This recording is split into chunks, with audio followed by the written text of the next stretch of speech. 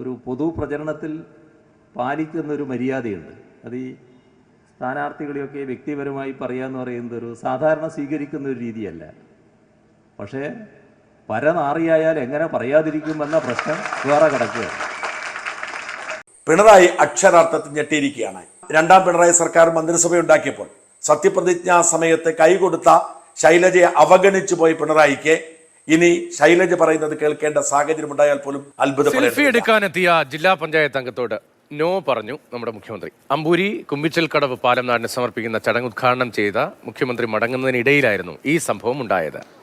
Panchayat president പരാതിക്കെട്ടുകളുമായി എത്തിയെങ്കിലും സ്വീകരിക്കാൻ മുഖ്യമന്ത്രി തയ്യാറായതുമില്ല.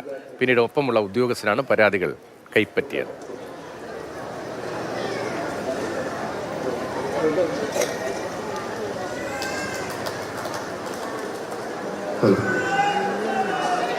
പ്രിയപ്പെട്ടവരെ, നമ്മുടെ ഈ കുമ്പിച്ചൽ കടവിൽ നിന്ന് 4 ബസ്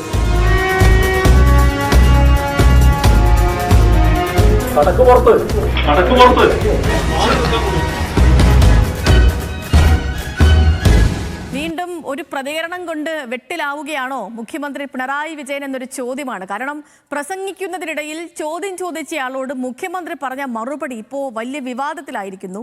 കോന്നിയിലെ തിരഞ്ഞെടുപ്പ് കൺവെൻഷനിൽ പ്രസംഗിക്കവേ വേദിയിൽ നിന്നും ചോദ്യം ഉയർന്നതും വീട്ടിൽ പോയി ചോദിക്കൂ എന്നായിരുന്നു മുഖ്യമന്ത്രി പറഞ്ഞത്. ആദ്യം അത് കേൾക്കാം. എല്ലാവരും ശ്രദ്ധിച്ച കാര്യമാണ്. കേരളത്തിൻ്റെ ആവശ്യം വളരെ കൂടുതലാണ്.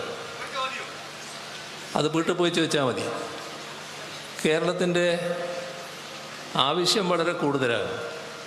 സഹകരണ ബാങ്കിൻ്റെ പുതുതായി നിർമ്മിച്ച ഹെഡ് ഓഫീസിൻ്റെ കെട്ടിടം ഔപചാരികമായി ഉദ്ഘാടനം ചെയ്ത് അറിയിച്ചുകൊണ്ട് അവസാനിപ്പിക്കുന്നു. നിങ്ങൾക്കെൻ്റെ അടുത്തതായി ഉപഹാര വിതരണമാണ്.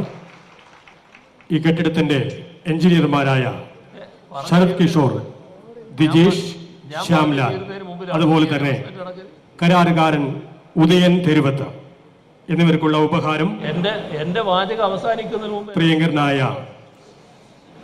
അയാൾക്ക് ചെവിടും കേൾക്കുന്നില്ല തോന്നുന്നു. അതൊന്നൊരു ശരിയായ ഏർപ്പാടല്ല. ഞാൻ സംസാരിച്ച് അവസാനിപ്പിച്ചല്ലേ അനൗൺസ് ചെയ്യുന്നത്. ഞാൻ സംസാരിച്ച് അവസാനിച്ചതിന് മുമ്പ് അനൗൺസ് ചെയ്യും. തുടർന്ന് ഏതായാലും അദ്ദേഹം പരസ്യമായിട്ട് ഉന്നയിച്ച സാഹചര്യത്തിൽ ഞാൻ പരസ്യമായി തന്നെ മറുപടി പറയാൻ പോകുന്നുണ്ട്. അതുകൊണ്ട് രേവന്ത് റെഡ്ഡിയോട് ഡാഷ് മോനെ രേവന്ത മറുപടി വരുന്നുണ്ട് എന്ന് മാത്രമേ ഇപ്പോൾ പറയാനുള്ളൂ. അത് നോക്കിയാൽ കാണേണ്ടത് ജി സുധാകരൻ എത്ര വലിയ ചെറ്റത്തരമാണ് കാണിച്ചത് എന്നാണ്. അതിന് വേറെ വാക്കില്ല എൻ്റെ നിഘണ്ടുവിൽ.